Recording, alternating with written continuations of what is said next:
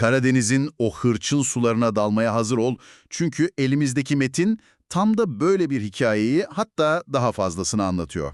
Önümüzde bir dizi bölümünün dökümü var. Merkezde de birbirine kanla bağlı iki aile. Koçerler ve Fırtınalar. Görevimiz şu: bu iki ailenin kanlı bıçaklı çocukları Fadime ve İso nasıl oldu da bir gecede gizlice evlenip herkesin karşısına dikildi? Yani bu bir aşk hikayesi mi, yoksa çok daha karanlık bir fırtınanın sadece başlangıcı mı? Tam da bu sorunun peşine düşeceğiz. Çünkü kaynaklara baktığımızda bu evlilik hani bir çözüm gibi duruyor ya başta. Evet, barış olsun diye yapılmış gibi. Aynen, ama aslında fitili ateşlenen bir dinamitten hiçbir farkı yok. Karakterleri daha karmaşık, daha tehlikeli yollara sokan bir katalizör resmen. Görünenin ardındaki o motivasyonları, gizli gündemleri, yani bu hamlenin aslında nasıl bir satranç oyunu olduğunu birlikte çözeceğiz. O zaman başlayalım. Hikaye tam bir kaosla açılıyor dediğin gibi. Aileler kayıp çocukları Fadime ve İso'yu arıyor, her yer karışmış. Derken onlar bir arabadan inip bombayı patlatıyorlar.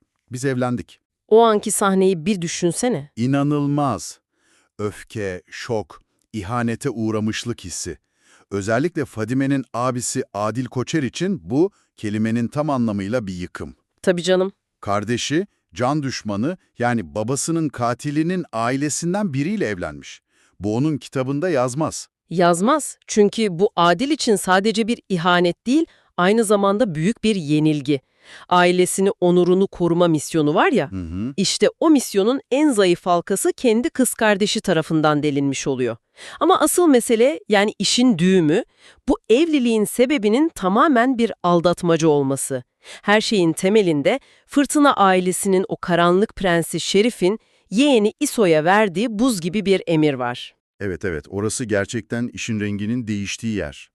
Şerif, İso'ya ne diyordu tam olarak? Bayağı net bir şeydi. Çok net ve acımasız. Kaynaktaki ifade aynen şöyle: "Sen Fadime Koçer'in canını al, Adil Koçer'in yüreğine cehennem ateşini sal, o zaman sana güvenirim." Vay canına. Bu bir teklif değil, yani bu bir sadakat testi. İso'nun ailedeki yerini sağlamlaştırması için birini öldürmesi gerekiyor. Yani bu evlilik aslında bir ölüm fermanını yırtıp atmak için yapılmış son dakika umutsuz bir manevra. Tam olarak bu. Peki dur bir dakika. Şerif bu emri veriyor. O dünyada bu emir kanun gibi bir şey. Fadime nasıl kurtuluyor bu işten?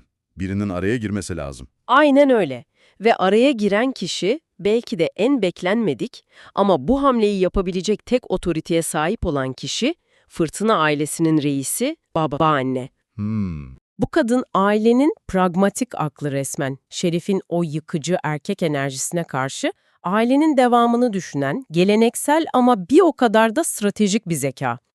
Ölüm emrini duyduğu anda anlıyor ki oyunu yeniden kurması lazım. Ve çözümü de evlilikte buluyor. Bu çok ilginç değil mi? Yani normalde aileleri birleştirmesi gereken bir kurumu Evet. kendi ailesinin içindeki bir tehdide karşı kalkan olarak kullanıyor. Mükemmel bir analiz, lafı ağzımdan aldın.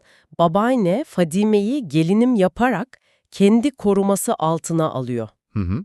Onu Fırtına Konağı'nın duvarları içine çekiyor ve Şerif'in namlusunun ucundan alıyor resmen. Bu hamle romantik falan değil, tamamen politik. Kesinlikle. Hem torununu katil olmaktan hem de Fadime'yi kurban olmaktan kurtarıyor.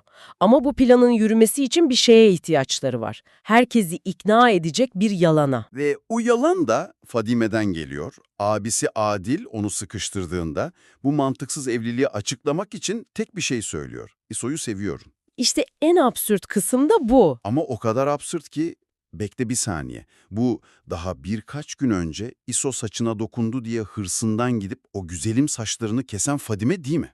Ta kendisi. Nasıl olur da biri bu yalana inanır? Metinde Adil ne ara sevdin diye soruyor. Verdiği cevap her şeyi özetliyor. Ne bileyim, ne ara sevdim ya? Evet. Bu çaresizlik resmen. Bu replik aslında yalanın ne kadar zayıf bir zemine oturduğunu ama aynı zamanda Fadime'nin ne kadar köşeye sıkıştığını gösteriyor. Bu bir aşk itirafı değil, bir imdat çığlığı.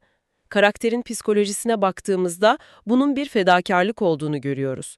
Sadece kendini değil, bu planla dolaylı olarak abisinin hayatını da korumaya çalışıyor. Doğru. Çünkü Ayso o emri yerine getirseydi bu kan davası kim bilir daha nerelere gidecekti. Yani sevgi değil, hayatta kalma içgüdüsüyle söylenmiş bir yalan bu. Anladım. Yani bu evlilik aslında bir barış anlaşması değil, sadece savaşın şekil değiştirmesi. Aynen öyle. Ve nitekim barış getirmesi gereken bu hamle olayları anında daha da kanlı bir hale getiriyor. Koçar ailesi haklı olarak Fadime'yi geri almak için fırtınaların yolunu Taşköprü'de kesiyor. Tam bir pusu. Evet. Şerif Fırtına'nın o emriyle de ortalık bir anda savaş alanına dönüyor. Çatışma serbest. Ve o kaosun ortasında hikayenin gidişatını derinden etkileyecek çok ama çok önemli bir an yaşanıyor. Oruç fırtına vuruluyor. Hı hı. Herkes doğal olarak bunu Koçerlerin yaptığını düşünüyor ama Metin bize kritik bir detay veriyor. Orucu vuran kurşun bir Koçer silahından değil. Hayda! Yuş'un çatışma sırasında kendi ailesi olan fırtınalardan birinin silahından çıkan bir kaza kurşunu. İşte bu inanılmaz bir detay. Bu sadece ileride kullanılacak bir koz değil, aynı zamanda tematik olarak çok güçlü bir an. Kesinlikle. Yani fırtına ailesi kelimenin tam anlamıyla kendi ayağına sıkıyor. Tam olarak bu. Bu, döngüsel şiddetin klasik bir örneği. Barış getirmesi amaçlanan evlilik doğrudan öyle bir çatışmaya yol açıyor ki fırtına ailesi kendi kendine vuruyor. Bu güçlü bir metafor. Onların asıl düşmanı Koçerler değil, Şerif'in kişiliğinde vücut bulan o kendi içlerindeki kontrolsüz saldırganlık ve kaos. Kendi kendilerini yok ediyorlar. Aynen öyle. Ve Koçerlerin bu detayı fark etmesi onlara sadece stratejik bir koz değil, belki de ilk defa ahlaki bir üstünlük de sağlıyor. Silahlar susuyor ama asıl kriz o zaman başlıyor. Ortada kan kaybeden durumu kritik bir adam var ve onu hastaneye götüremiyorlar. Götüremiyorlar. Çünkü savcı zaten peşlerinde. Hastaneye gitmek demek, çatışmayı itiraf edip hep birlikte içeri girmek demek. Ne yapacaklar şimdi? İşte bu imkansız durumda sahneye yeni bir karakter giriyor ve hikayenin ahlaki merkezini tamamen değiştiriyor, Eleni. Evet, Doktor Eleni. Yunanistan'dan gelmiş, idealist ve parlak bir doktor. Kendini bir anda bu kan davasının, bu yasa dışı dünyanın tam ortasında buluyor. Oruç'un atar damarı yırtılmış ve acil, komplike bir ameliyat gerekiyor. Eleni bu ameliyatı merdiven altı şartlarda bir sağlık ocağında yapmak zorunda kalıyor. Tek başına mı? Hatta annesi Melina'yı da Yunanistan'dan acilen yardıma çağırıyor. Yani hikayenin en medeni karakteri, tıp insanı, hayat kurtarmak için en ilkel ve yasa dışı yola başvurmak zorunda kalıyor. Bu inanılmaz bir ironi. Kesinlikle ve bu durum hikayede çok ilginç bir paralellik kuruyor. Bir anda Fadime abisini korumak için kendi özgürlüğünü feda edip sahte bir evlilik yapıyor. Hı hı. Diğer yanda Eleni bir hayat kurtarmak için kendi kariyerini metindeki ifadesiyle varoluş sebebim dediği mesleğini feda ediyor. Bedeli de ağır oluyor tabii. Hem de nasıl? Oruc'un hayatını kurtarıyorlar ama savcı bu gizli ameliyatı bir şekilde öğreniyor, Eleni gözaltına alınıyor ve Türkiye'deki doktorluk lisansını kaybetme tehlikesiyle yüzleşiyor. Bu çok önemli bir nokta. Yani bu dünyada iyilik yapmak bedava değil. Her kahramanca eylemin karşılığında neredeyse eşit büyüklükte bir kişisel fedakarlık gerekiyor. Aynen öyle. Kahramanlık bir zafer anı değil, acı verici ve maliyetli bir takas gibi sunuluyor metinde. Evet, birini kurtarmak için atılan her adım zincirleme bir reaksiyonla bir başkasının hayatını tehlikeye atıyor. İşte o girdap dediğimiz şey bu. Kimse tam anlamıyla kazanamıyor. Çatışma ve ameliyat sonrası yüzleşmeler de bu girdabın bir parçası zaten. Adil sonunda İso'yu tek başına yakalıyor ve öfkesini ondan çıkarıyor. Ama ilginç olan İso'nun yediği onca dayağa rağmen plandan şaşmaması. Ağzından tek bir cümle çıkıyor. Fadime'yi seviyorum. Bu sessiz direniş onun artık Şerif'in kuklası olmaktan çıkıp babaannenin planının kilit bir oyuncusuna dönüştüğünü gösteriyor bence. Kesinlikle. Karakteri evriliyor. Aynen. Başta piyonken şimdi kendi hayatını riske atarak oyunu kurallarına göre oynuyor. Ama Adil'in öfkesi sadece İso'ya yönelik değil. Değil, evet. Kendini çok daha derin bir ihanete uğramış hissediyor. Sadece kız kardeşi değil, aynı zamanda karısı Esme de onu korumak için fırtına konağına gitmiş. O da var, doğru. Adil'in Esme'ye kurduğu cümle ailenin içindeki çatlağı gösteriyor. O konaktan ayrılmazsan bir daha evime gelme. Uf. Yani kan davası artık sadece iki aile arasındaki bir savaş değil, evlerin içine sızan bir zehir haline gelmiş. Bütün bu kişisel dramların arkasında ise büyük manipülatör Şerif oyununa devam ediyor. O hiç durur mu? İso'ya gidip onu tebrik ediyor, sınavı geçtin diyor. Fadime'yi öldürmek yerine onunla evlenerek Adil'e daha büyük bir acı yaşattığını söyleyip durumu kendi lehine çeviriyor. Tabii ama asıl niyetini annesiyle konuşurken anlıyoruz. Evet, ne diyordu orada? O konuşma Şerif'in gerçek yüzünü ortaya seriyor. Annesine diyor ki, o silah bende kalacak. Adil Koçar'ın ipine ebedi bırakmayacağım. İşte kilit cümle bu. Bu cümle tüm bu evlilik ve barış oyununun bir sis perdesi olduğunu gösteriyor. Asıl mesele davanın merkezindeki o gizemli cinayet silahı. Şerif o silahı elinde tuttuğu sürece Adil üzerindeki gücünü koruyacak, barışla zerre kadar ilgilenmiyor, sadece savaşın kurallarını yeniden yazıyor. Ve tüm bu kan, gözyaşı, ihanet ve manipülasyonun ortasında hikayedeki en absürt sahnelerden biri yaşanıyor. Hangisi? Fırtına ailesi sanki hiçbir şey olmamış gibi, sanki az önce birbirlerine kurşun sıkmamışlar gibi Fadime'yi usulen istemeye geliyorlar. Haha evet ya, bu trajikomik değil de ne? Kesinlikle. Tamamen öyle. Bu sahne hikayenin DNA'sını çok iyi özetliyor.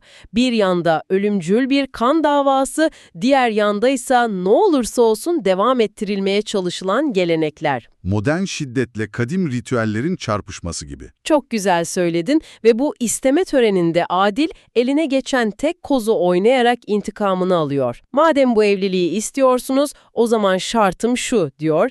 İso iç güveysi olarak Koçer konağına gelecek. Bu fırtınalar için büyük bir aşağılama. Güç dengelerini bir anda alt üst eden bir hamle bu. Tabii ki. Adil onların geleneğini onlara karşı kullanıyor. Mükemmel bir hamle.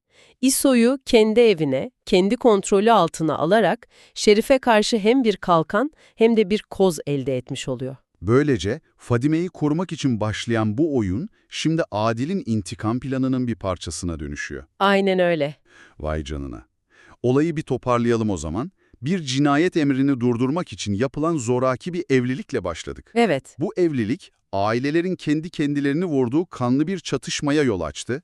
Bu çatışma bir doktorun kariyerini bitirme pahasına yapılan yasa dışı bir ameliyatı tetikledi ve tüm bunların arkasında bir cinayet silahı ve bitmek bilmeyen bir intikam planı, ailelerin içine sızan bir zehir var.